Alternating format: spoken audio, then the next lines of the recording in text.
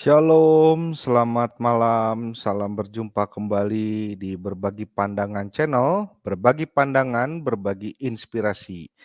Tema yang akan kita angkat pada malam hari ini ya berkaitan tentang makna daripada tanda salib itu sendiri. Yang mana tanda salib ini ya, teman-teman perlu ketahui bahwa sudah dilakukan sejak zaman baheula gitu ya, dari adanya muncul kekristenan gitu. Nah, nanti akan kita kupas ya, mulai dari sejarahnya, kemudian bagaimana penerapannya dan mengapa kok, gereja yang masih purba ya, gereja yang dari zaman dulu baik itu Katolik Roma, Ortodoks, Katolik Timur, itu masih menggunakannya sampai saat ini teman-teman. Nah, kira-kira kenapa? Mari kita simak dulu ya, pemaparan saya secara singkat ya. Oke, dari tanda salib ya. Nah, di sini ada gambar Bapak Paus ya, Paus yang terdahulu nih, Paus, Benediktus ya. Nah, ini adalah, memberikan suatu gambaran kepada kita bahwa tradisi menggunakan tanda salib ketika, berdoa itu masih dilakukan sampai dengan saat ini gitu ya. Nah, sebentar.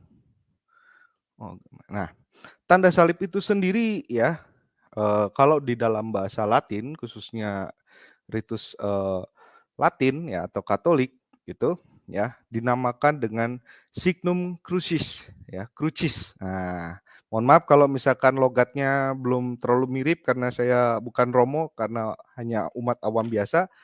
Jadi mungkin kalau baca-baca tentang Latin ini perlu diperbaiki, ya silakan nanti tolong diperbaiki ya bagi yang mau masuk.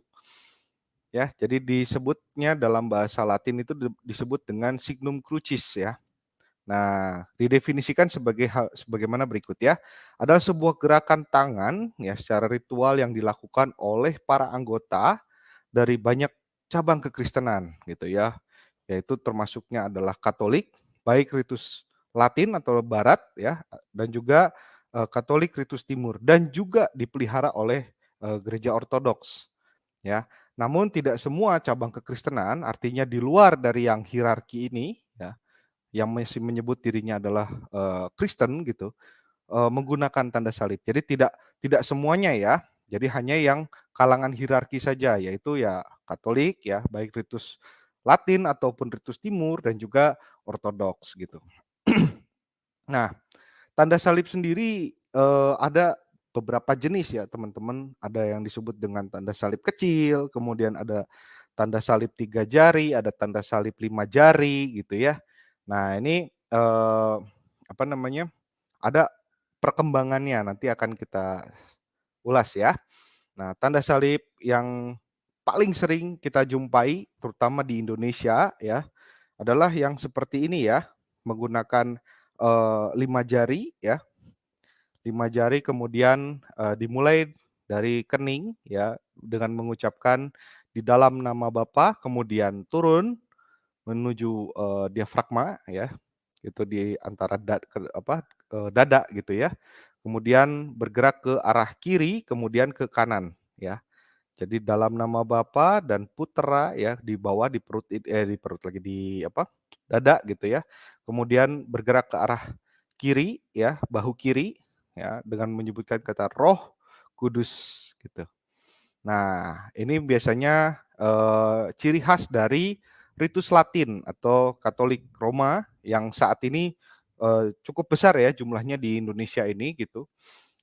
Ada kurang lebih kalau data yang tidak salah ada 8 jutaan ya, umatnya itu udah 8 juta lebih lah ya. Nah, seperti itu ya teman-teman. Jadi, tanda salib ya dengan 5 jari ya, ini adalah, ciri khas dari ritus Latin, ritus Roma. Nah, namun apakah ada, jenis lain? Ya ternyata ada juga ya. Nah, yaitu tanda salib ritus Timur ya, baik itu digunakan oleh, Katolik ritus Timur dan juga kalangan Ortodoks ya. Berbeda ya, kalau tadi maknanya ya, kalau 5 jari itu melambangkan 5 luka-luka Yesus Kristus ya. Nah, kalau Ortodoks ataupun Katolik Timur itu menggunakan, cara yang agak berbeda gitu ya, yaitu dengan jari telunjuk, tengah dan jempol atau ibu jari ya, itu dirapatkan ya seperti ini. Bisa teman-teman lihat gambarnya ya. Kemudian 2 jari ini ditekuk seperti ini gitu ya. Nah, nanti maknanya akan diperdalam lebih jelas dengan narasumber kita yang kedua ya. Nah, gerakannya seperti apa? Sama seperti yang tadi dimulai dari kening ya, kemudian turun ke arah pusar gitu ya. Kemudian mulai dari bahu kanan terlebih dahulu dan diakhiri di, bahu yang kiri begitu. Bacaannya apa? Sama, dalam nama Bapa dan Putra dan Roh Kudus. Seperti itu ya. Nah, jadi sebenarnya gereja Katolik pun juga memelihara tradisi seperti ini ya, baik dengan ritus timur, ritus barat gitu ya, atau, Latin ataupun timur gitu, eee, punya gaya atau ciri khasnya.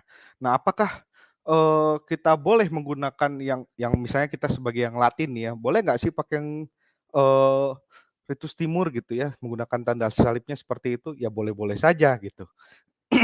Ya, selama tidak jauh dari maknanya. Hanya memang secara normatif ya, yang digunakan di Indonesia itu menggunakan, 5 jari gitu ya. Nah, seperti itu. Kemudian yang tadi ada tanda salib kecil. Nah, tanda salib kecil ini kalau, teman-teman lihat gitu ya, itu adalah pada saat misa itu terlihat sekali, yaitu ya pada saat menuju bacaan Injil. Nah, ya kan? Dimuliakanlah nama Tuhan gitu ya, terpujilah Kristus. Nah, itu membuat tanda salib kecil mulai dari kening ya, ini melambangkan menyucikan pikiran kita, kemudian lisan kita atau mulut kita, kemudian di dalam, tengah-tengah dada itu sebagai lambang menyucikan hati kita, begitu. Nah ini ternyata sorry, ya, ya seperti itu ya. Jadi, tanda salib, kecil itu ya biasanya digunakan, sebagai pengantar untuk, bacaan Injil ya. Nah ini adalah bentuk dari penghormatan ya, gereja atau bentuk dari penghormatan ya tradisi ini kepada Allah Tritunggal dan sekaligus juga mempersiapkan, diri kita secara penuh teman-teman gitu ya, ketika kita ingin membaca dari bacaan Injil gitu ya, dan itu diterapkan setiap kali di dalam, misa. Nah, kemudian bagaimana sih sejarahnya ya, Bro? Bisa dibaca di situ ya, bahwa tanda salib memang merupakan tradisi jemaat awal yang dimulai ya diperkirakan sekitar abad kedua Masehi ya, berdasarkan kesaksian dari bapak-bapak gereja ya, terutama, eee, Tertullianus, kemudian dilanjutkan juga oleh Santo Cyril dari Yerusalem dan juga Santo Efrem dan Santo Yohanes Damaskus. Nah, tidak asing lagi ya nama-namanya, Tertullianus, ya John Damaskus, ya ini John Damaskus nih, singkatnya dia adalah apologet gitu ya. Di zaman itu cukup terkenal gitu ya, bahkan sampai ke kalangan, agama server sebelah lah yang tidak perlu saya sebutkan.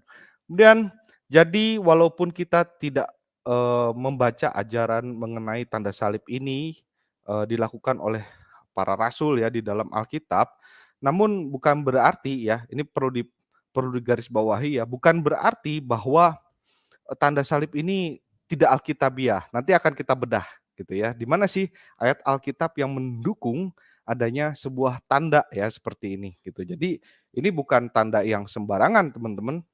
Tanda salib ini maknanya sungguh sangat amat dalam, jero pisan gitu. Nah, ya, ini ada satu penggalan menarik ya gitu. Ketika saya membaca ini teman-teman di dalam, Sinaksarion ya, mengenai kisah tentang Rasul Yohanes gitu ya. Ternyata ya teman-teman, bahwa membuat tanda salib ini tuh tidak sekedar mulai dari abad kedua waktu di zaman Tertullianus yang tadi saya sebutkan ya. Ternyata di dalam, buku ini ya nanti kalau teman-teman perlu ya bisa kontak ke saya gitu ya, literaturnya supaya jadi tambahan referensi buat kalian semua dan ini saya dapatkan dari, narasumber saya Pak Kadal Mesir nanti ya, akan kita tayangkan ya. Nah, di sini dikatakan ya bahwa Rasul Yohanes ya, murid yang paling dikasihi Yesus ya, dia memegang tangan seseorang dan 3 kali dia membuat tanda salib mulia, pembawa hidup gitu. Jadi sebenarnya praktek tanda salib ini ternyata sudah dilakukan sejak para rasul gitu ya. Nah, ini kisahnya, adalah waktu Yohanes berada di Efesus tepatnya ya, ia bekerja di tempat sebuah pemandian. Nah, di channel Laici juga sudah pernah dibahas itu ya, di mana, Ibu Romana gitu ya, yang mempekerjakan dia ini kan sangat jahat ya, kemudian akhirnya, ada kejadian demi kejadian, akhirnya dia bertobat dan di sinilah, Rasul Yohanes menunjukkan gitu ya bahwa, ia menunjukkan membuat sebuah tanda salib ya, di sini sebanyak 3 kali ya. Ini yang saya lingkarin ya, 3 kali dan membuat tanda salib mulia, pembawa hidup gitu. Nah, di dalam buku ini juga ya, tidak hanya pada saat, Rasul Yohanes berada di Efesus ya, kemudian di Patmos pun juga dia, menggunakan itu, kemudian pada saat kembali ke Efesus gitu ya, ada di buku ini diceritakan ada, seorang yang sudah putus asa ya, karena, beban hidupnya terlalu berat gitu, kemudian dia membuat tanda salib ya, ingin bunuh diri tapi membuat tanda salib, habis itu, ketika dia minum racun, karena sudah buat tanda salib lagi dia tidak jadi mati gitu. Nah, ada di dalam buku ini kalau nanti teman-teman perlu boleh nanti kontak saya. Nah, ini kalau dalam buku versi bahasa Inggrisnya ya, di sini juga dituliskan ya, jadi Rasul Yohanes ya, Life Giving a Cross ya, Life Giving Cross gitu ya, terjemahan yang tadi gitu. Ini, sebatas tambah literasi aja ya buat teman-teman supaya, menambah wawasan bahwa ternyata ya bisa diperkirakan juga bahwa penggunaan tanda salib ini ya, bukan dimulai pada saat abad kedua saja, tetapi abad pertama juga sudah dimulai gitu ya. Di mana zaman itu adalah Rasul Yohanes masih hidup. Ya, kita tahu bahwa Rasul Yohanes itu adalah, eee, murid yang paling lama hidupnya ya, kurang lebih mungkin bisa sampai antara 95 atau 110-an tahun ya, gitu. Oke, kita lanjut ya. Nah, sekarang kita lihat ya pendapat dari Bapak Gereja ya, salah satunya adalah Tertullianus ya, mengajarkan dalam The Core Meal yang ketiga ya, dalam perjalanan kita, dan pergerakan kita pada saat kita masuk atau keluar, pada saat kita berbaring ataupun duduk, apapun pekerjaan yang kita lakukan, kita bisa menandai dahi kita dengan tanda salib, ya. Nah, kan, jadi ya, dengan segala sesuatu kegiatan yang kita lakukan, kita bisa ya menyatu ya, dengan menggunakan tanda salib ini supaya apa yang kita lakukan ini semoga bisa sama ya, istilahnya satu frame dengan apa yang jadi kehendak Sang Bapa, begitu. Oke, ya. Kemudian, Santo Cyril dari Yerusalem, ya, ini dicatat, tahun 315 ya, sampai 386. Wah, ini masih abad ketiga nih, guys, ya. Nah, dalam katekesis ya, bab 13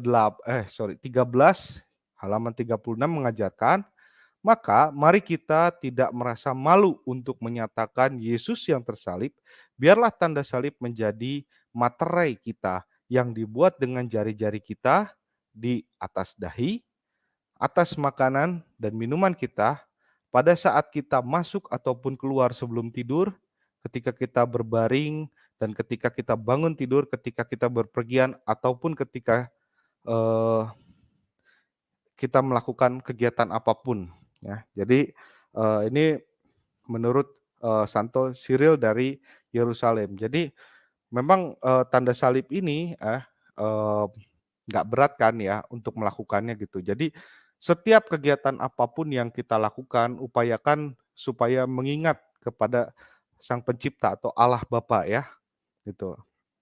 Oke, kemudian dari Santo Efrem dari Syria tahun 373 ya. Dia juga mengatakan bahwa tandailah seluruh kegiatanmu dengan tanda salib yang memberi kehidupan. Jangan keluar dari pintu rumahmu sampai kamu menandai dirimu dengan tanda salib. Jangan mengabaikan tanda ini, baik pada saat sebelum makan, minum, tidur, di rumah maupun di dalam perjalanan.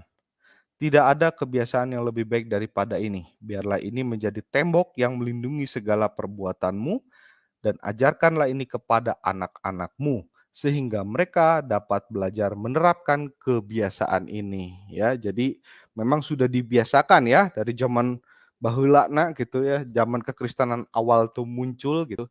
Jadi tanda salib ini bukan tanda yang main-main kawan-kawan ya, ternyata maknanya sangat dalam gitu ya. Bahkan setiap kegiatan kita tuh supaya kita senantiasa mengingat ya kepada, eee, Tuhan ya, kepada Allah gitu. Dan setiap apa yang kita lakukan supaya sesuai dan seturut kehendaknya, begitu. Oke, kemudian nah ini Santo Yohanes Damaskus ya, di tahun 676 sampai 749, beliau mengajarkan seperti ini, "Tanda salib diberikan sebagai tanda di dahi kita, sebab dengan tanda ini kita umat yang percaya dibedakan dari mereka yang tidak percaya." Nah, ini ya. Jadi jangan ragu, jangan malu ya ketika kita berada di manapun gitu ya, eee, membuat tanda salib ini sebagai identitas kita gitu. Karena inilah yang membedakan gitu ya. Ketika misalnya kita, makan bersama dengan teman gitu ya, walaupun tidak seiman, tetapi kita jangan malu ataupun jangan ragu untuk menggunakan ini gitu ya. Misalnya kumpul sama teman-teman lagi makan gitu ya, sebelum makan kita ingat gitu loh. Bahwa apa yang kita makan supaya itu juga bisa berdampak baik untuk kita sendiri, ya, gitu. Oke, next. Nah, sekarang, saya mau mengajak teman-teman semua untuk berdiskusi ya, apa sih makna tanda salib bagi kamu semua, ya. Nah, bagi yang sudah ingin bergabung ya, nanti akan saya share-kan link-nya ya, sebentar. Oke, ini link StreamYard-nya ya, saya bagikan. Nah, di sini sudah ada Bapak Kadal Mesir, Shalom, selamat malam.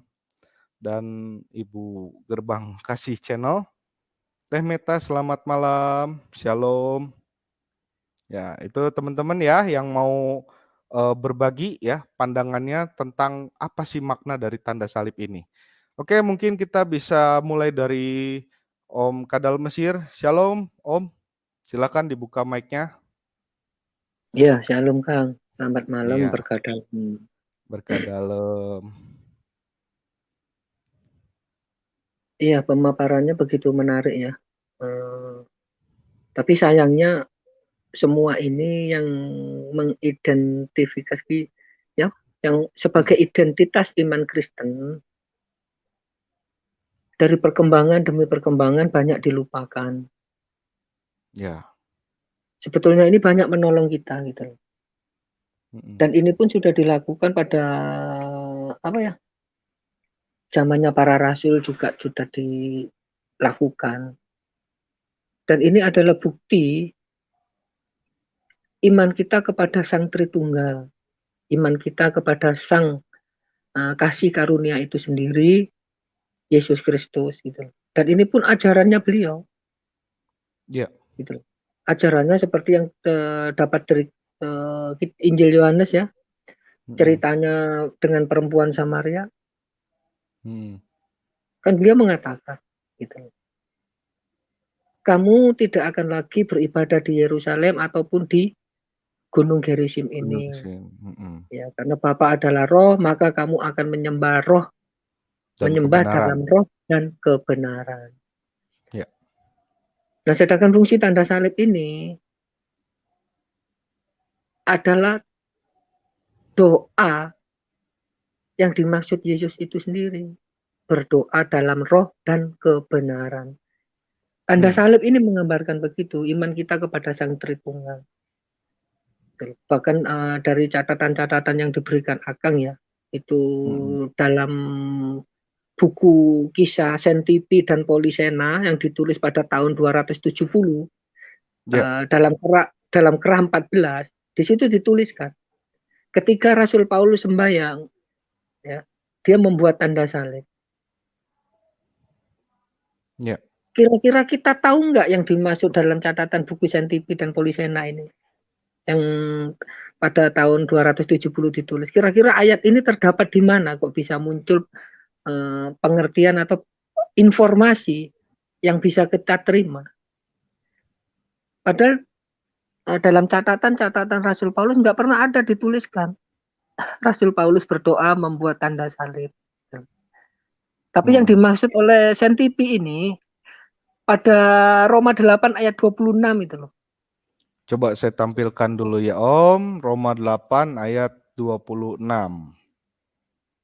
Oke, ya silakan tampilin.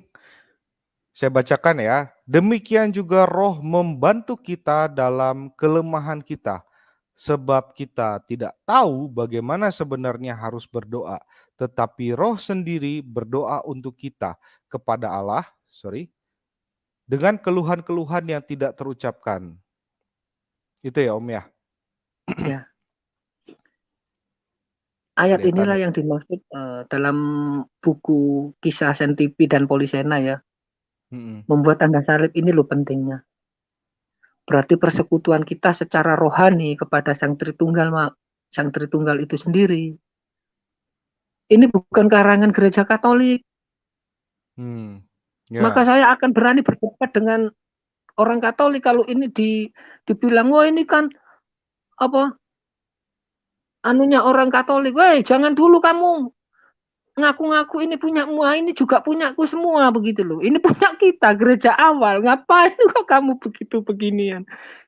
Ya. Ya ini tidak bisa kita salahkan Kang ya, karena pemahaman kita itu seperti begini. Ketika hal-hal semacam ini yang tidak tertulis jelas di dalam Alkitab dikatakan tidak ada, tapi ternyata bukti-bukti dari tulisan-tulisan suci yang ada memperjelas semua iman Kristen, menunjukkan bahwa segala yang terjadi di Alkitab itu bukan isapan jempol, ada. Cuman pada perkembangan gereja itu ya, gereja awal sudah menerapkan ini. Kemudian pada perkembangan gereja pada abad 16, karena perkembangan budaya dan bahasa dan teknologi, ini semakin terjadi terjadi apa Kang? Penyederhanaan. Ya, penyederhanaan dalam Penyederhanaan, ibadat. Ya. Saking sederhananya sampai hilang. Nah, gitu. Itu dia. Sampai hilang. Bahkan sampai mengeluarkan statement. Loh, kamu kok doa pakai tanda salib? Ini kan doanya orang Katolik. Ya saya berteriak, Dol, bukan begitu caranya gitu. Ini juga punya saya. Enak aja kamu. Jangan main-main ya. Tapi ketika teman kita, yang di dalam gereja hierarki teman-teman Katolik memelihara tradisi ini yang sudah hilang oleh kekristenan abad 16 akibat penyederhanaan, orang Kristen yang tidak paham menjadi bingung. Nah ini kan doanya orang Katolik. Nah inilah kesalahan orang Kristen. Padahal ini dimulai sejak kekristenan ada. Dan semua ini ditunjuk-tunjukkan semua gitu loh. Diajarkan oleh bapak-bapak gereja. Gitu. Anastasius juga mengajarkan ini. Gregorius dari Nisa dalam bukunya Erunimus. Ya. Gregorius ini bapak gereja loh. Tyrannius Rufinus dalam bukunya Apologia. Ya dibaca gitu. Kalau enggak ya download lah gitu loh. Bahkan Jerome tahun 347 sampai 420, Johannes Chrysostomos juga sudah mengajarkan begini. Gitu loh. Bahkan bukan zaman di para rasul juga. Di perjanjian lama itu sudah ada. Sudah diisyaratkan. Supaya kita selalu dalam keadaan apapun kita harus melakukan persekutuan secara rohani dengan yang Maha Kudus ini. Itu sudah ada kok dituliskan di perjanjian lama. Ada itu. Ulangan terus di mana tadi itu kan ada itu kan. Coba saya tampilkan ya. Kalau tidak salah itu di Ulangan 6 ya. Ya. 6 ayat 4 dan 8 gitu. 4. Coba kita tampilkan teman-teman. Nah, ini yang paling suka dibacakan Pak Bambang pakai bahasa ini ya, Ibrani Aramaik ya. Shema Israel gitu kan ya. Ya. Biar gaya dikit lah Om. Shema Israel,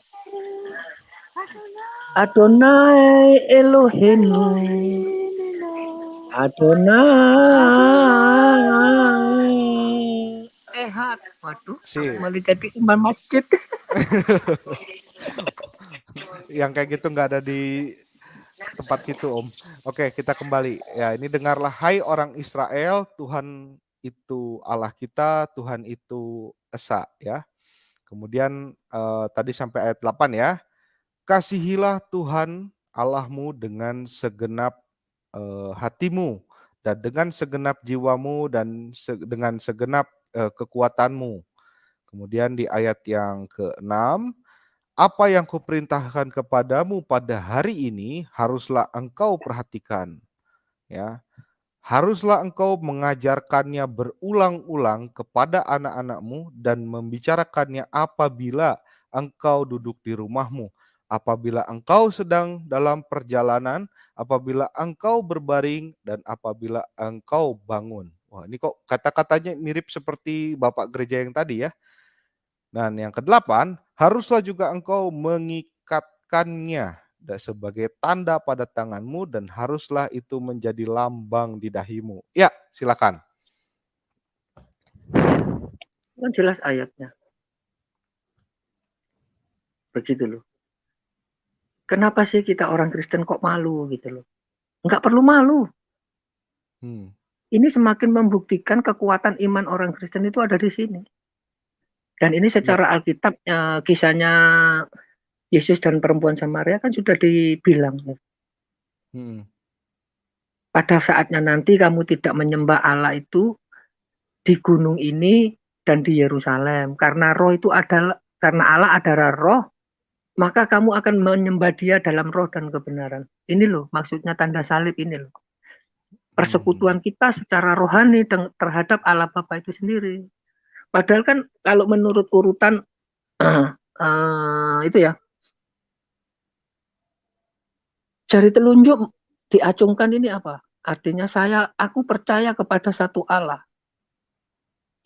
Jari tengah dan jempol bersatu itu kan dengan dua kodrat gitu. Ya. Apa hipostasis atau apa itu? Ya. Dua tangan kelingking dan jari lentik kita ditekuk itu apa? Saya percaya kepada firman Allah dengan dua kodrat yang telah mati disalibkan untuk kita. Nah, makanya sesuai dengan Ulangan 6 ayat 4 itu kan dimulai dari atas gitu. Ya, dari sini ya. Atas nama Bapa ya, atas nama Bapa di situ ditulis apa? Tuhan Allah itu Esa. Dan ini apa? Aku yakini dengan pikiranku, aku percaya dengan pikiranku Tuhan itu Esa. Kemudian ke pusar juga kepada anaknya. Sama Roh Kudus. Nah, ini simbolnya seperti itu. Tapi kenapa kok kekristenan pada abad-abad berikutnya semakin dihilangkan? Ya nggak masalah sih bagi seperti itu gitu loh. Ya itu suka-suka selera mereka. Tapi bagi setiap orang yang tahu bagaimana sih Pak Pendeta kita menyembah dalam roh dan kebenaran itu terhadap Tuhan. Ini loh tanda salib ini loh. Ini suatu bukti kita. Persekutuan secara rohani menyembah Tuhan dalam roh dan kebenaran. Ini tanda salib. Diawali dari sini dulu ya. Iya, bahkan ini maksudnya pun dua. Wah, kenapa Yesus berkata, jika 1-2 orang bersekutu memanggil namaku, aku akan datang. Ini bukan antara saya dengan Pak Ivan, dengan Mbak Meta, dengan Pak Gea misalkan. Ayo Pak Gea, kita sama-sama berdoa terus Tuhan datang. Bukan, secara teologis ini apa? Manusia rohani kita yang diimplementasikan dengan tangan kita bersama-sama dengan manusia rohani kita bersatu-satu memusatkan pikiran menyembah kepada Tuhan.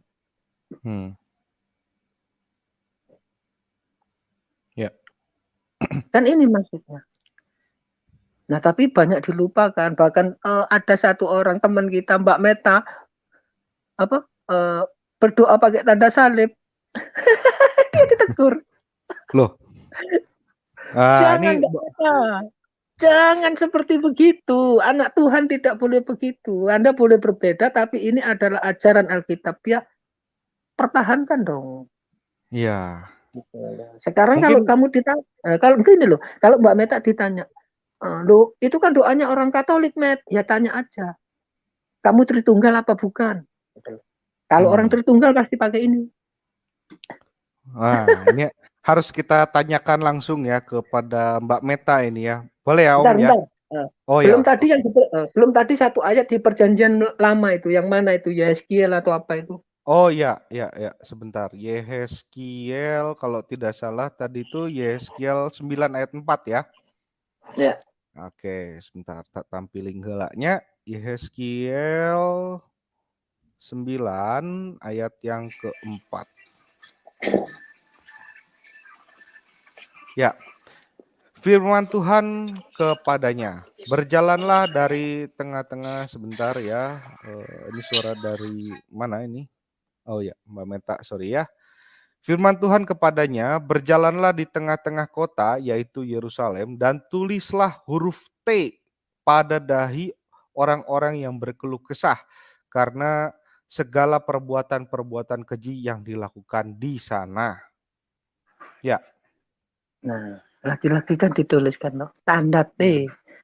Tanda T itu tanda salib. Karena pendidikan orang itu belum maju, dikiranya itu tanda T. Gitu. Itu tanda salib. Persekutuan apa? Supaya kita ini bersekutu dengan Tritunggal itu loh. Supaya kita ini kuat menghadapi segala apa yang menerpa hidup kita. Mbak Meta baru dibilang begitu.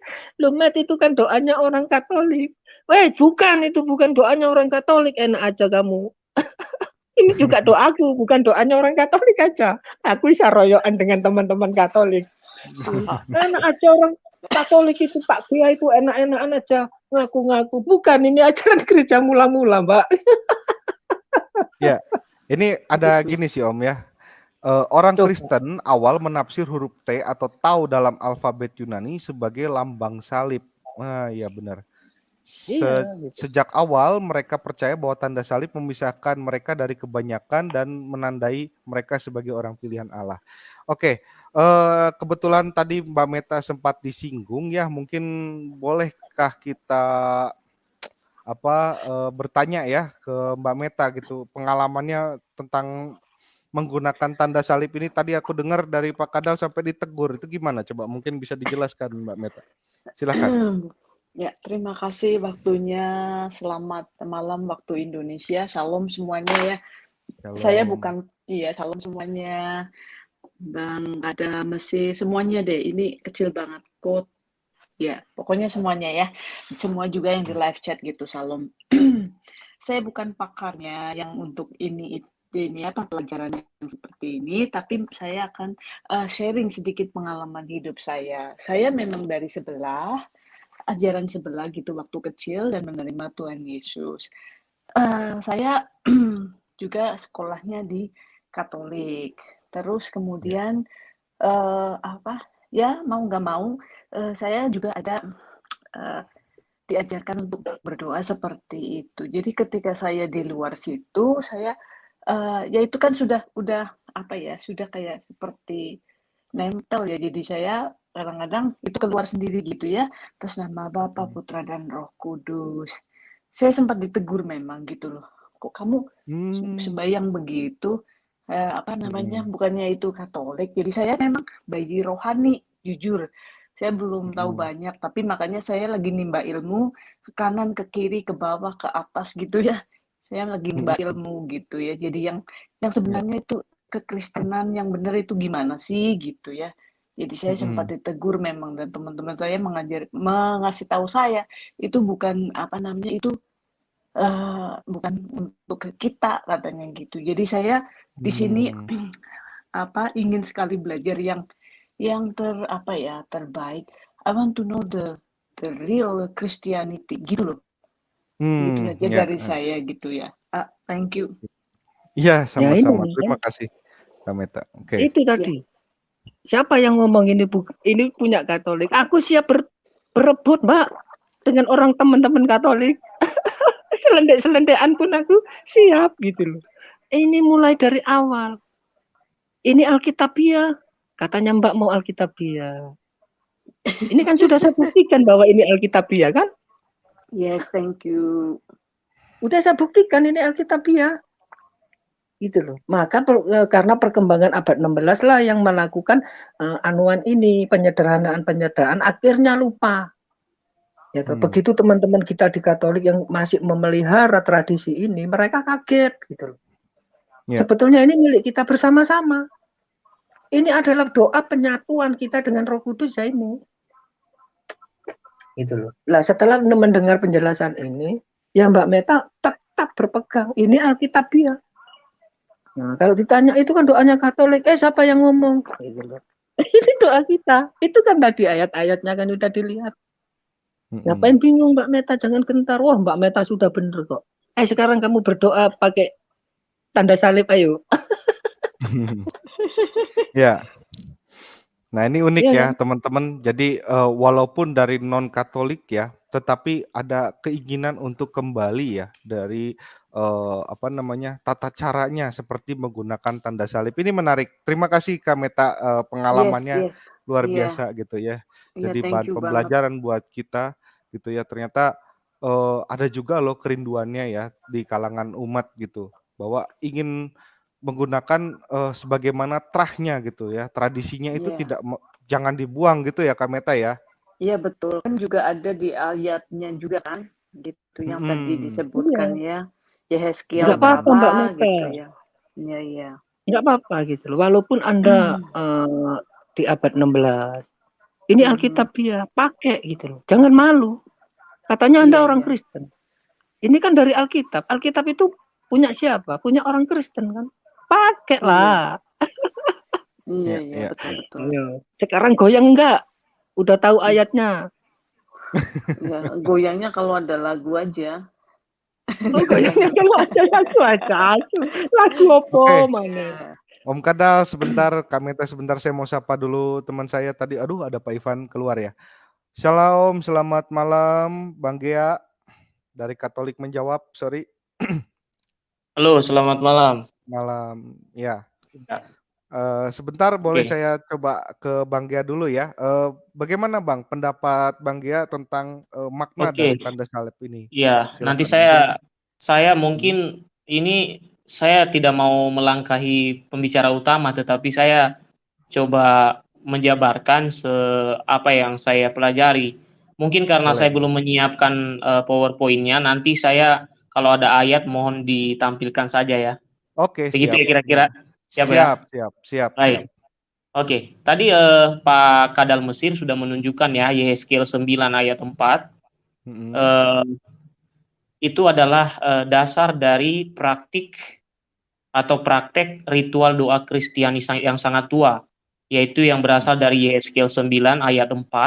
Dikatakan begini, berjalanlah dari tengah-tengah kota, yaitu Yerusalem, dan tulislah huruf T pada dahi orang-orang yang berkeluh kesah karena segala perbuatan-perbuatan keji yang dilakukan di sana. Itu kata-katanya. Nah, tadi sudah dijelaskan sedikit apa arti kata T di situ ya. Di sini juga dalam apa yang saya pernah baca, memang benar tadi ya, tau itu ya, T itu dibaca dari akar kata tafah ya. Tafah itu yaitu sebuah tanda, sebuah materai atau sebuah goresan. Dan penjelasannya seperti ini. Dalam kitab Yehezkiel dinyatakan bahwa suatu simbol berbentuk T memiliki fungsi sebagai perlindungan ilahi Tuhan Allah melalui Yehezkiel yang memperlihatkan kepada sisa-sisa bangsa Israel. Dan ingat, dalam pandangan iman Katolik, kita adalah Israel yang baru. Gereja adalah Israel yang baru. Ya. Nah, dalam penglihatan ini, orang-orang Yahudi yang ditandai dengan abjad terakhir Ibrani yaitu Tau, ya T tadi ya, pada dahi mereka akan diselamatkan saat hari pembalasan tiba. Menarik Hmm. sekali bahwa abjad Ibrani ini berbentuk T, ya. Ya. Jadi sejak perjanjian lama, tanda salib di dahi ini telah melambangkan perjanjian dengan Allah dan juga lambang perlindungan dari Allah. Nah, Ya. kemudian kita masuk ke perjanjian baru.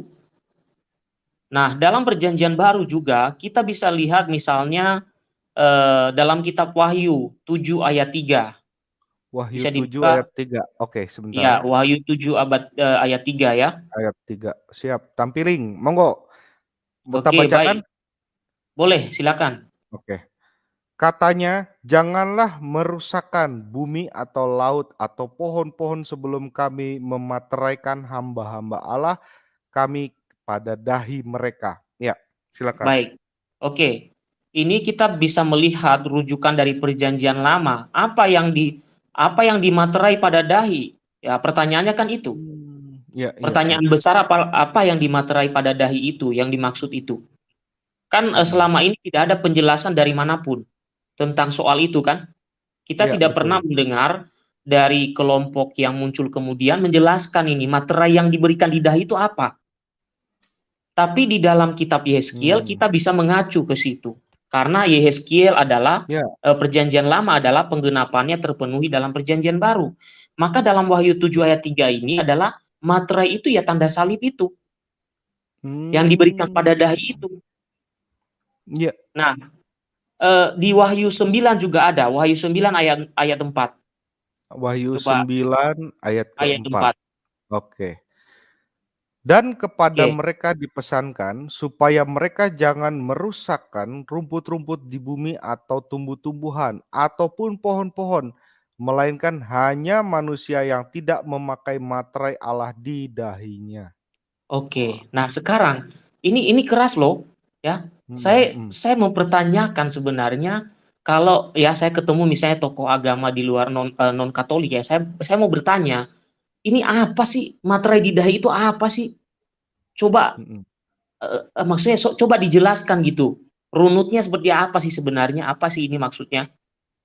Nah, ternyata tidak lain dan tidak bukan materai dari Allah yang diberikan pada dahi kita itu adalah tanda salib. Dan Ya. rujukannya jelas, perjanjian lama juga mencatat. Jika kita percaya bahwa perjanjian lama itu adalah penuntun kepada penggenapan perjanjian baru, maka di perjanjian baru, itu salib yang ada di perjanjian lama itu digenapi di perjanjian baru. Wahyu 9 ayat 4 ini. Bahwa ada materai yang diberikan pada dahi. Hanya ditemukan dalam gereja Katolik penjelasan soal ini. Tidak ada penjelasan dimanapun soal ini. Meskipun mereka tiap minggu membaca ini. Soal ada materai dari Allah diberikan pada dahi. Ya. Oke, saya lanjut lagi. Mohon maaf ini. Ya, silakan. Wahyu 14 ayat 1. Oke, Wahyu 14 ayat 1.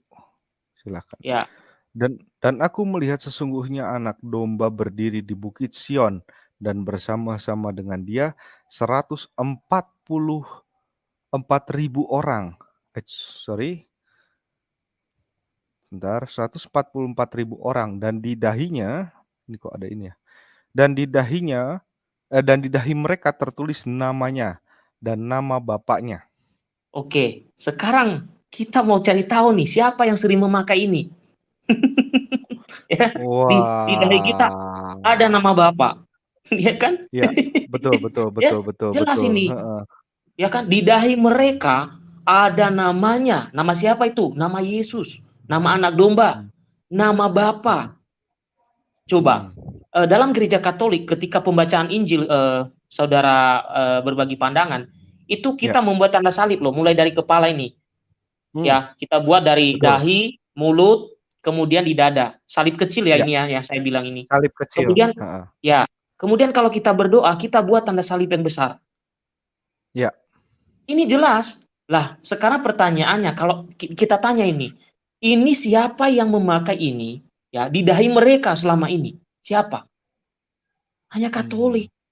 Katolik dan gereja-gereja apostolik. Betul. Ya. Gereja apostolik itu siapa saja? Ada Ortodoks, ada Katolik Timur, ada Katolik Roma. Ya. Itu jelas.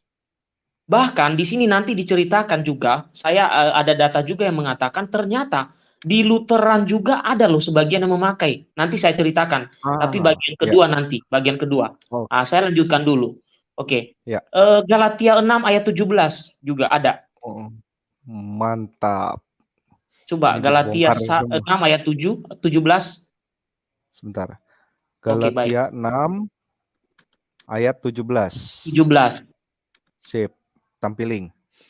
Selanjutnya janganlah ada orang yang menyusahkan aku, karena pada tubuhku ada tanda-tanda milik Yesus. Oke, tanda-tanda milik Yesus itu apa sih? Ada di ayat lain mengatakan bahwa tanda salib itu adalah tanda kemenangan bagi orang percaya, tetapi kebodohan bagi orang Yunani dan orang-orang Yahudi. Ada ayatnya itu. Nah, Ya. sekarang tanda-tanda milik Yesus itu ya tanda salib itu. Ya. Entah pengertiannya salib yang kita pakai seperti itu, atau ada pengertian yang lebih dalam, malah mungkin ada pengertian yang lebih dalam.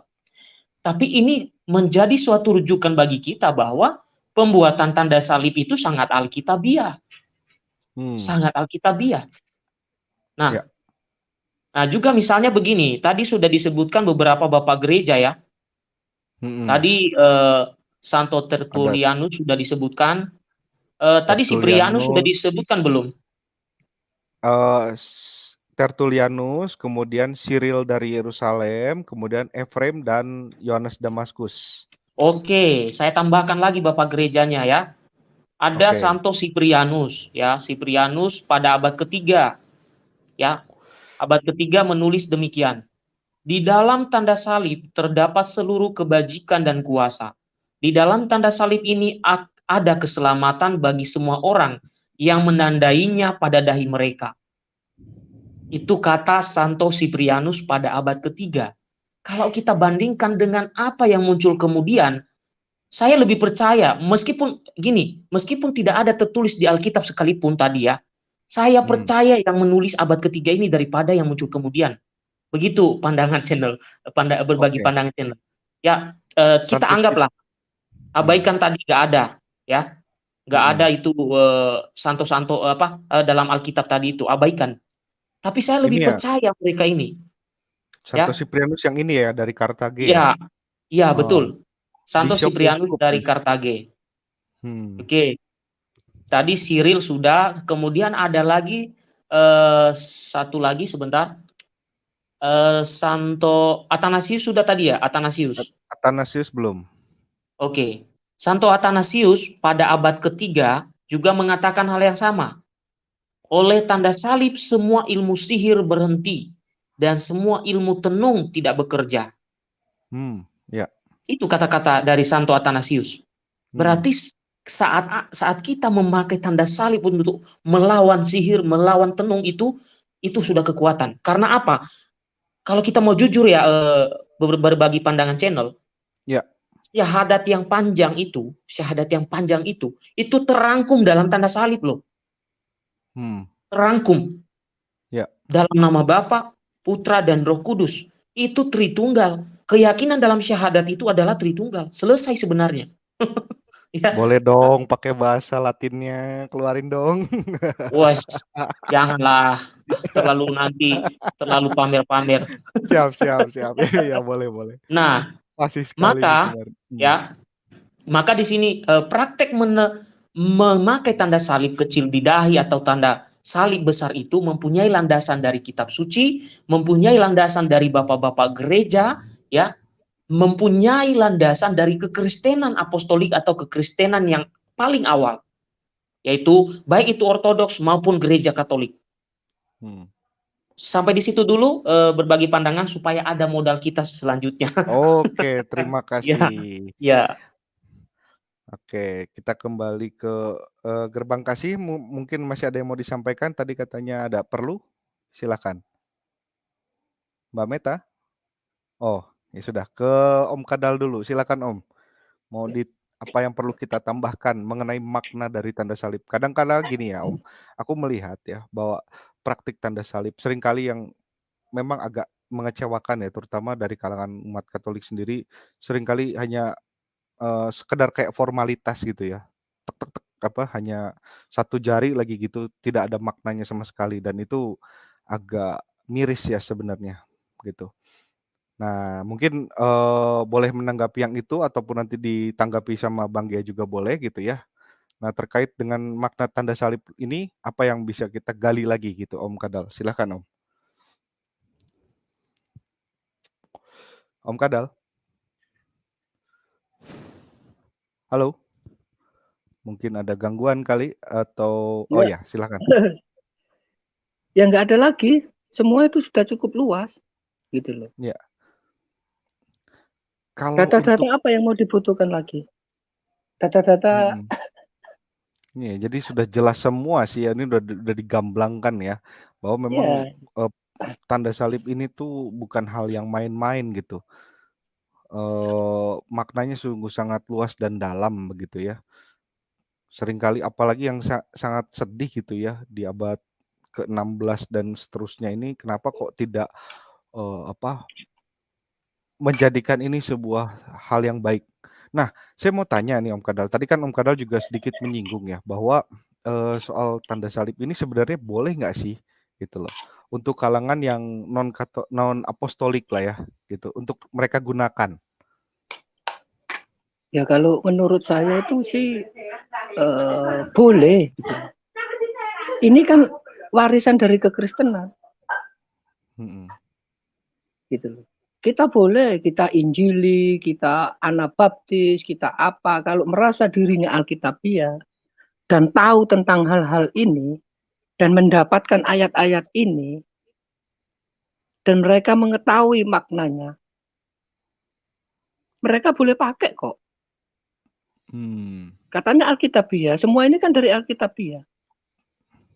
ya, Kan bapak-bapak gereja juga sudah menuliskan, memberikan isyarat, memberikan petunjuk. Tapi kan hal-hal yang begini di abad 16 ini kan dihilangkan semua gitu loh. Karena penyederhanaan. Kan pinginnya kan begitu. ya,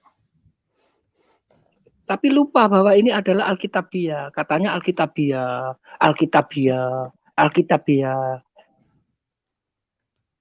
Sudah ya, jelas dan gamblang. Ini mhm, alkitabiah tidak. Alkitabiah gitu loh. Ini apa? Ya saya cuman kamu Pantai Costa pun silakan, tapi kalau kamu Pantai Costa Alkitabiah, kamu pakailah kalau kamu ingin tahu apa itu persekutuan di dalam Yesus dengan roh gitu ya. Coba mhm, terapkan ini.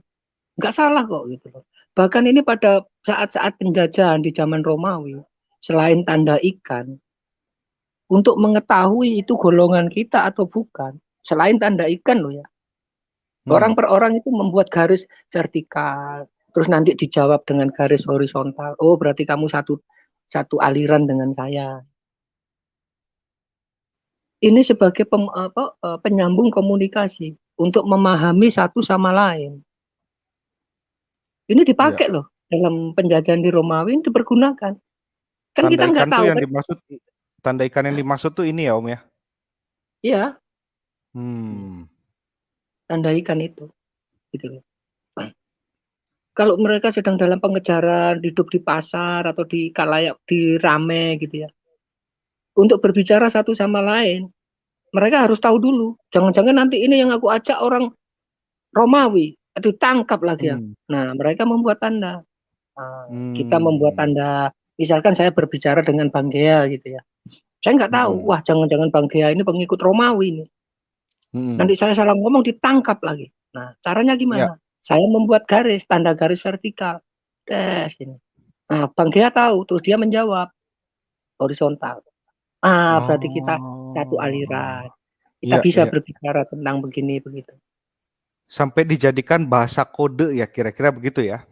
Untuk Iya, berkomunikasi antar sesama, eee, pengikut jalan Tuhan atau kekristenan ya? Nah, yes, gitu. Nah, karena ini apa? Karena kesedihan keprihatinan saya, kepedulian saya kepada Mbak Meta. Begitu mhm, mendengar kabar ini, wah langsung rasanya terkoyak gitu. Bukan padahal aku pertama itu sudah seneng loh. Aduh Mbak Meta sudah pakai tanda salib. Wah Tritunggal murni lah, gitu. Hmm. Tritunggal asli. Lah kok moro-moro ke sini kok hilang? Ada apa ini? Loh, Iya, ya iya, kan? iya. Nah, kita kan seperti ini kan, loh. Bukan kita tanya, Mbak Meta, kemarin kamu pakai tanda salib, sekarang nggak pakai tanda salib, kenapa? Nggak pakai tanda salib, sesat kamu, begitu? Nggak perlu gitu loh. Nggak perlu kalau kita dulu pakai tanda salib, sekarang enggak, terus kita tahu dikatakan, Meta kamu sesat nggak pakai tanda salib. Tidak, gitu loh ya. Kita kasih informasi, teman kita itu kita kasih informasi. Oh ini loh Mbak, anunya itu seperti begini-begini, ayatnya itu di sini. Bukan asal tabrak aja kita, enggak lah. Itu loh. Kan seperti ini kan yang dibutuhin oleh teman-teman itu kan seperti begini kan. Iya. Gitu. Ya kan, Mbak Meta wajar. Oh dia dulu dari kebiasaannya begini, terus kata teman, oh ini kan tanda salib. Oh Mbak Meta nggak ngerti. Oh iya dah, apa benar ini punya Katolik? Saya lo malam hari ini mau kok berlomba dengan Kang Dea. Ini bukan punya Katolik, punya gereja mula-mula ini. Kok enak aja diakui oleh Bang Dea. Enggak, ini juga punya. Kok aku bertengkar berani lomba. Gitu loh. Ya bukan karena Mbak Meta dulu pakai karena kebiasaan terus dapat dari luar ya. Mbak begini Katolik. Oh iya tak. Loh saya tahu. Mbak Meta kok nggak pakai ini lagi? Katanya begini-begini. Sesat kamu Mbak Meta. Enggak bukan begitu. Kita kasih penjelasannya. Gitu loh. Kita kasih penjelasannya bahwa ini Alkitabiah.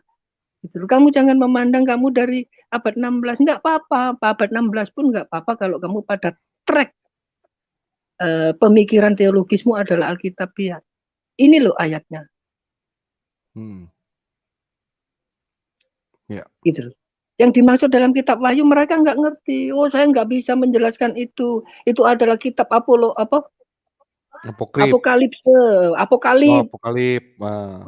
Kitab Apokalip masih begini. Meterai itu yang dia anggap apa? Meterai 6.000 itu loh yang terbaru. Ya. Bukan begitu gitu loh. Cobalah kita ini yang gitu. Jangan kok terus awur-awuran gitu loh. Ya mana yang baik buat kita, ya kita pakai. Ya kan? Iya. Nah, yang bagi kita yang tidak tahu, kita harus mencari tahu bagaimana ini gitu loh. Tidak ada sesuatu yang ditulis Alkitab ini, semua tidak rohani. Karena Alkitab ini tentang rohani. Gitu loh. Betul. Bukan tentang intelektualitas kita. Bukan setumpuk doktrinal akademis. Bukan. Gitu loh. Ya. Aneh kan? Ya. Kita mempergunakan tanda salib ini dari mana? Didapat dari bangku teologi. Apakah ini diajarkan oleh bangku teologi? Doktrinal akademis? Enggak diajarkan. Yang mengajarkan mana? Alkitab. Benar. Begitu loh Kak. Ya itu Kang dari saya. Mudah-mudahan dengan informasi ini ya masukan dari kita, Mbak Meta bisa memikirkan kembali dan menjadi beda dengan yang lainnya. Karena ini Alkitabiah. Ya. Ini yang harus kita pegang, harus kita jalankan. Bagi mereka yang tidak mau menjalankan ya nggak masalah. Kan gitu toh. Tapi hendaknya yang tidak mempergunakan jangan menyalahkan orang yang menggunakan. Itu aja loh Kang.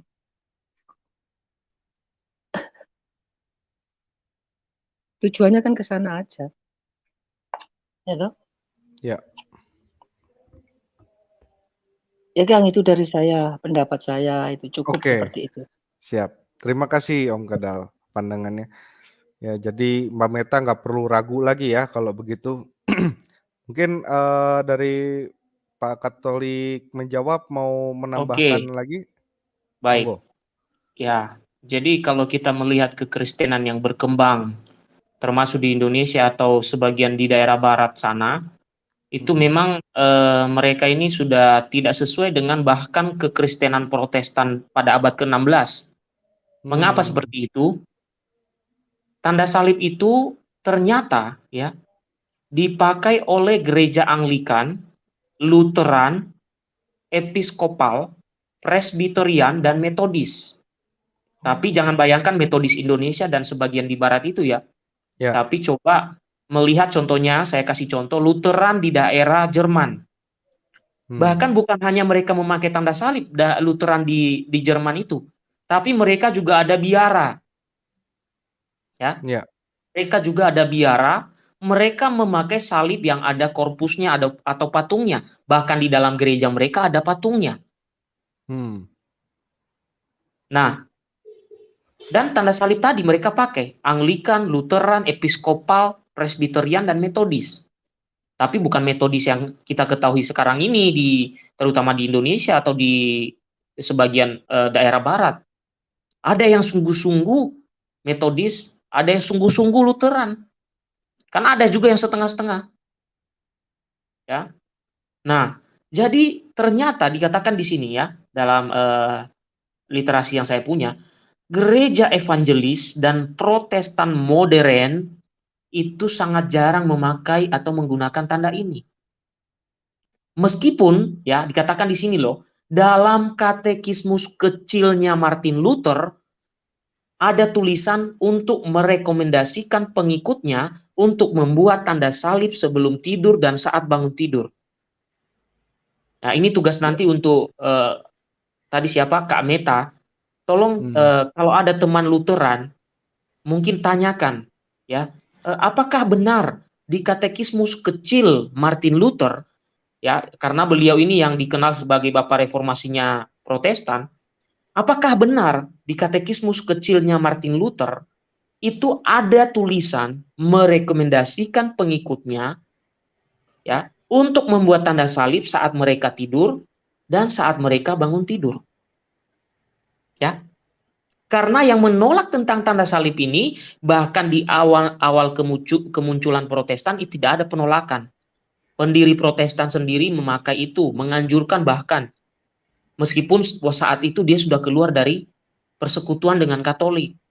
Tapi dia buat katekismus kecil dan di dalam katekismus itu ada anjuran itu. Maka yang menolak saat ini adalah orang-orang yang ahistori, orang-orang yang tidak tahu kitab suci. Mereka berlagak tahu, tapi nggak tahu. Nanti Kak Meta bisa mengecek di Google bahkan. Google misalnya tulis Gereja Lutheran Jerman. Kak Meta akan kaget. Loh kok gerejanya sama mirip dengan Katolik? Ada patung Bunda Maria, ada patung Yesus, ada patungnya Yesus disalib. Loh kok ada biaranya? Nanti tulis aja Monastery Lutheran Church. Ada nanti keluar, loh kok ada seperti mirip suster di situ, mirip pastor, mereka punya biara. Nah, berarti kalau kita kembali ke situ, ya saya harap Kak Meta bisa akan menelusuri lebih jauh, bahkan lebih mundur lagi dari sekedar Lutheran tadi. Tadi sudah ada data-data dari Bapak Gereja. Itu lebih awal. Sudah ada data-data dari kitab suci. Berarti pertanyaan sederhana adalah yang membuang itu siapa? Nah, itu yang perlu dipertanyakan. Dan ternyata dalam literasi yang saya punya, yang membuang itu adalah ternyata kaum-kaum yang membuat gereja modern. Sehingga unsur kekristenan awal itu sudah tidak ada. Bahkan jangankan awal, pada abad ke-16 saja tidak ada unsurnya di dalam gereja mereka. Ya. Nah, itu bagian yang penting untuk kita ketahui. Ya. Nah, sementara gereja apostolik semua ya, baik Ortodoks, Katolik Timur, Katolik Roma, ya, dan Lutheran yang saya sebutkan tadi, yang saya nanti ajak Kak Meta supaya bisalah cari di Google atau kalau ada memang teman-teman dekat dari Lutheran, tanya saja katekismus itu. Benarkah Luther, pendiri Protestan awal itu, mengatakan dan menganjurkan umat Kristen, ya, pengikutnya terutama, supaya membuat tanda salib? Nah, kalau nanti sudah ada jawaban itu, berarti sudah tidak diragukan bahwa sudah banyak orang yang menghilangkan itu sejak kematian Luther. ya. Nah, tadi sudah ada lambang-lambang yang ditunjukkan juga tadi ya barusan ya.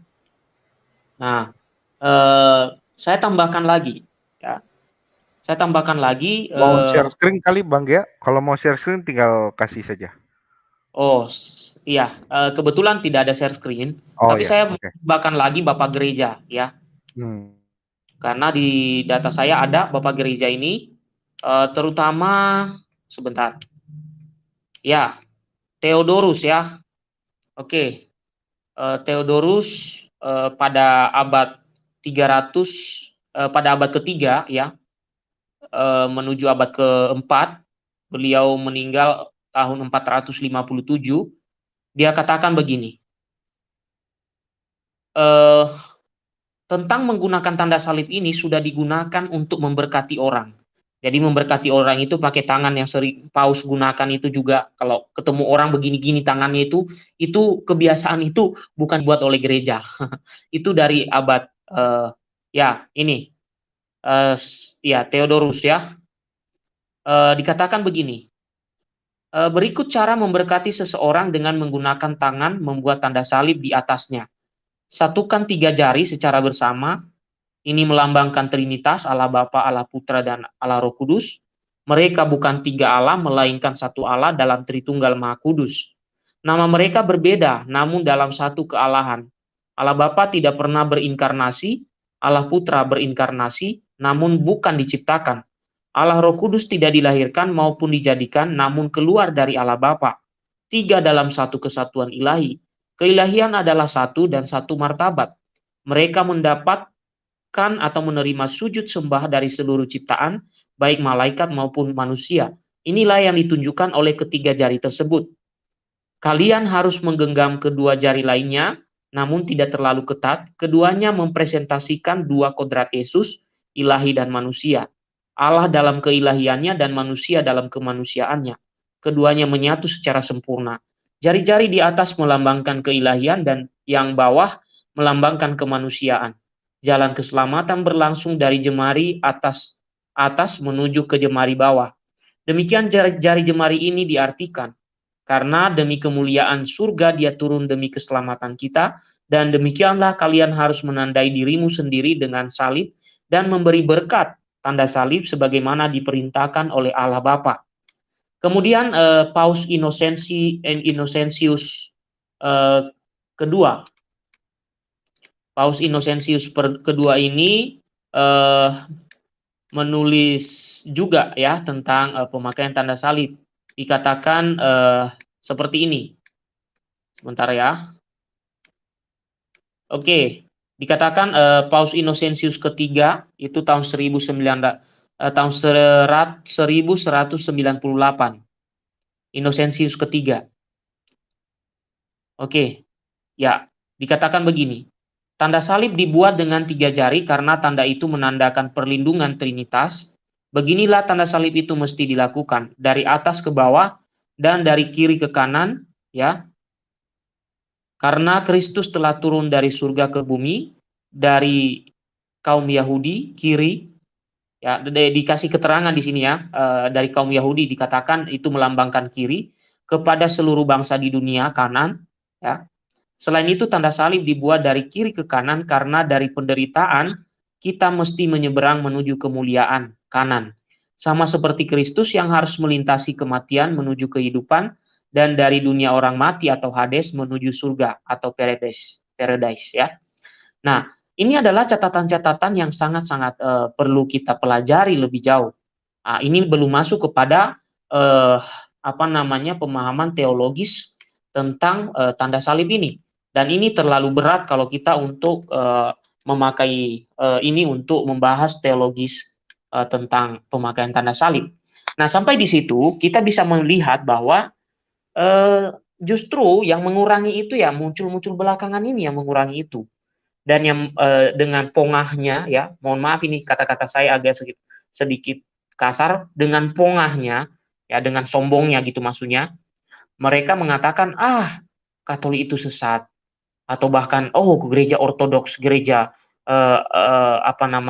Katolik Timur dan lain sebagainya itu gereja-gereja kuno tidak penting, Itu mereka cium-cium ikon itu mereka sujud-sujud di patung itu mereka di gereja mereka bangun patung, ya. Apa sih artinya? Nah, itulah yang saya bilang, mereka itu kurang jalan-jalan, kurang belajar.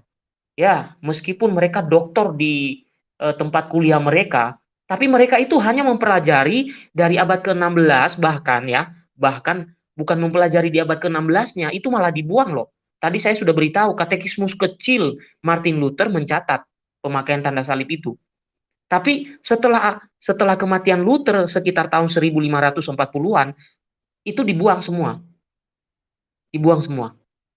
Pertanyaan besar kita saat ini adalah, lalu siapakah yang salah atas pengajaran-pengajaran yang sudah membuang ya kekristenan orisinil, kekristenan yang sesungguhnya? Siapa yang bertanggung jawab? Itu saja berbagi pandangan channel. Oke, terima kasih Bang G. Jadi dari yang Bang G paparkan barusan ya, aku jadi nangkep begini. Berarti memang waktu dari zaman abad kedua sampai dengan tadi tahun berapa ya, yang Paus Innocentius ketiga ya, itu bentuk tanda salibnya itu yang menggunakan 3 jari itu ya, Pak Katolik, Bang G? Ya, betul. Itu ada Ah, panduannya kok di situ ya. Ah, berarti pakai yang itu dulu, kemudian pada saat eh, Paus Innocentius menjabat ya, baru menggunakan tanda salib Ritus Latin ya, gitu ya, yang menggunakan 5 jari dan kemudian dari gerakannya dari kiri ke kanan itu ya, yang Oke, secara itu saya tidak begitu membahas itu ya. Nanti di lain waktu itu karena perlu kita gali sejarahnya ya. oke, Perlu siap, kita gali sejarahnya soal itu ya. boleh nih. Perbedaan kiri kanan itu ya, itu nanti lain waktu itulah. Mm-mm. Itu punya makna sendiri-sendiri atau kapan adanya itu punya sejarahnya. Ya, Itu jadi lain waktu karena saya tidak menyiapkan bahannya dan tidak bisa mengiyakan saja. iya, Itu ya nggak apa-apa. Jadi ya. maksudku kan begini, Bang Ge ya, jadi bahwa tanda salib ini pun juga punya ciri khas dan kekayaannya tersendiri gitu ya. Dan itu sudah dipraktekkan di zaman baheula, dari zaman dulunya sampai dengan sekarang kita masih tetap melestarikannya gitu kan. Bahkan inilah adalah wujud dari apa namanya, penghormatan kita kepada Allah Tritunggal gitu kan. Ya. Nah, jadi ini maknanya sangat mendalam. Oke, mungkin dari teman-teman yang mau ikut bergabung juga nimbrung-nimbrung di sini ya monggo nya sambil apa, mungkin mau membagikan pengalamannya tentang tanda salib begitu ya, sekaligus atau mungkin juga mau bertanya juga boleh gitu. Sebentar. Ya, mohon maaf ada iklan sebentar. Mungkin tadi Pak Ivan mau masuk lagi, silakan Pak Ivan atau Bang Korpus mau menambahkan lagi, gitu ya. Oke, kalau tidak ada mungkin apa namanya, saya mau menampilkan sesuatu juga ya berkaitan dengan makna tanda salib ini ya. Ya. Nah, tadi juga mungkin ada yang sedikit menyinggung ya tentang kapan sih kita membuat tanda salib gitu ya. Kapan aja sih waktu-waktu yang pas gitu. Pertama adalah pada saat sebelum tidur dan sesudah kita pada saat sebelum dan sesudah kita berdoa. Kemudian kedua adalah ketika kita melewati setiap bangunan gereja Katolik ya, terutama kita yang umat Katolik gitu ya, untuk menghormati kehadiran Tuhan Yesus di tabernakel gitu ya. Jadi pada saat kita masuk ke dalam gereja ya, sebelum kita masuk itu kan ngambil air suci dulu ya, kemudian kita membuat tanda salib begitu kan. Kemudian ketika memasuki gereja ya yang tadi saya sebutkan, kemudian saat sedang menghadapi ketakutan. Nah, kemudian juga ataupun menerima kabar duka cita dari orang yang meninggal. Selanjutnya ketika kita melihat salib Kristus ataupun di saat-saat lain untuk menghormati Kristus, memohon pertolongannya. Kemudian ketika hendak mengusir godaan ya, ketakutan untuk mengusir pengaruh dari kuasa si jahat. Kemudian ketika orang tua, memberkati anaknya, ia dapat menandai anak-anaknya dengan tanda salib di dahi mereka, misalnya sebelum anak berangkat ke sekolah ataupun sebelum mereka tidur pada waktu malam hari. Jadi, ternyata penggunaannya seperti ini ya gitu. Nah, kadang-kadang juga kalau misalkan kita nonton, bola gitu ya, pemain-pemain bola kadang-kadang juga suka membuat itu tanda salib gitu ketika, gol tercetak begitu. Bener ya Bang Ge? Aku memang kurang sering nonton film bola sih, Iya, tapi betul. Betul betul. gitu. Ya, ini mungkin yang saya mau tambahkan juga, kemudian juga, apa namanya, arti dari masing-masing tanda salib tadi itu mungkin akan kita bahas lagi ya di seri berikutnya.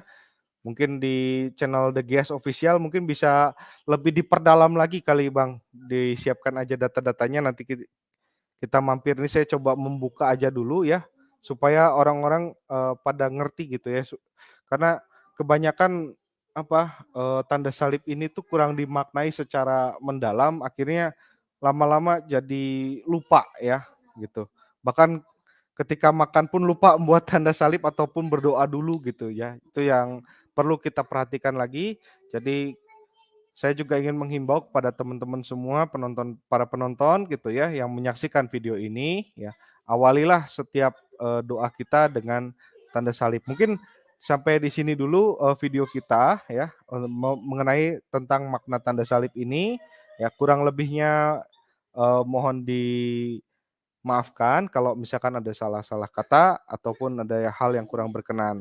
Saya ucapkan terima kasih kepada Pak Kadal Mesir dan Bang Gea, Katolik Menjawab dan, Mbak Meta dari Gerbang Kasih Channel ya. Subscribe, berbagi pandangan, kemudian Katolik Menjawab juga ya, ini adalah channel Katolik. Kalau Pak Kadal mohon maaf belum punya channel jadi saya tidak perlu promosikan ya. Dan juga boleh kalau mau mampir juga ke Gerbang Kasih. Aku Ah, jadi keranggang ono ae sampean iki. oke. Aduh aduh. Kalau Pak Kadal mungkin saya promosikan buku-bukunya beliau banyak ya gitu. Salah satunya saya dapat yang Sinaksarion tadi itu dari Pak Kadal ini. Oke, Pak Ivan tidak masalah kalau signal bermasalah. Nah, nanti untuk di pertemuan video kita selanjutnya ya, saya berbagi pandangan juga dan oh ada Pak Ivan mungkin mau menambahkan dulu, silakan. Oh kepental lagi, ya sudah. Eee, untuk program selanjutnya nanti saya ya dan juga di berbagi pandangan dan di Asayake Channel, mungkin Bang Gia juga akan ikutan gitu ya, akan membahas tentang mitos-mitos seputar Katolik. Nah ini tema yang akan datang nih sangat menarik kawan-kawan ya. Eee, untuk yang berbagi pandangan ya di minggu depan akan saya bahas tentang, ilmu pengetahuan. Benarkah gereja Katolik itu sangat apa ya, anti pada ilmu pengetahuan, perkembangan iptek ya, sampai muncul di abad ke-8 gitu. Kenapa kok bisa masuk ke dark age gitu kan. Nah, kalau di Asayake nih yang akan tampil di minggu depan ya, saksikan makanya tekan tombol loncengnya ya, supaya dapat pemberitahuan. Dia akan membahas tentang benarkah gereja Katolik itu melarang membaca kitab suci. Nah, ini akan jadi sangat menarik. Pastikan teman-teman hadir ya. Itu saja mungkin yang bisa saya sampaikan. Pak Ivan, mungkin kalau ada gangguan signal bermasalah, tidak masalah tidak hadir dulu hari ini, tapi terima kasih tadi sudah sempat mampir ya. Oke, sampai di sini dulu video kita. Shalom Alaikum, sampai jumpa lagi di kesempatan video berikutnya. Selamat malam dan selamat beristirahat. Selamat malam.